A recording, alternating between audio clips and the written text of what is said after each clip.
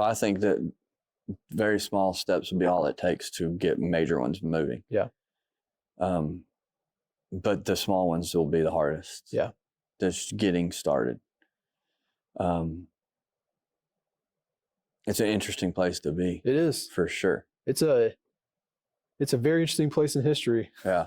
I think there, years from now, if they decide to keep history books around, they're going to look back at this point in history. I don't think it'll tell the truth. Hopefully it does. Hopefully we overcome and they do tell the truth. Hopefully our kids and our grandkids and the society that they live in is full of all the things that we long for. Yeah. But it's going to take us to prepare. I don't know if it'll be in a book. For them. Yeah. Because if I had my ideal, there would be no books of history. Sure.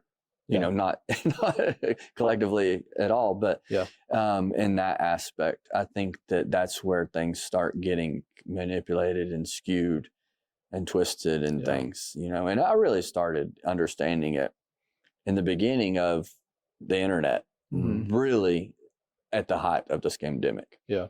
When you put people that are born and raised with certain values in a whirlwind with hundreds of thousands of other people that are born and raised with different values and beliefs and habits and cultures and societal differences and things, and you put them all tackling certain ideas and things, it's a recipe for disaster. Yeah.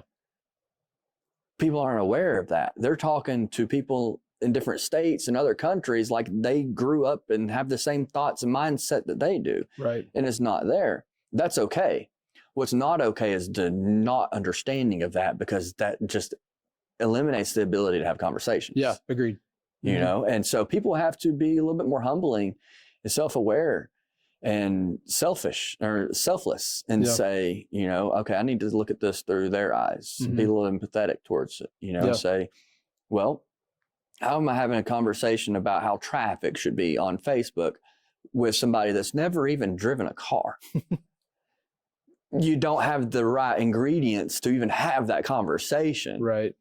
But people are infatuated with having those conversations. And the people that have never driven a car have a lot of opinions about it. They sure do. But and vice versa. It's just the understanding of people aren't understanding how diverse society really is.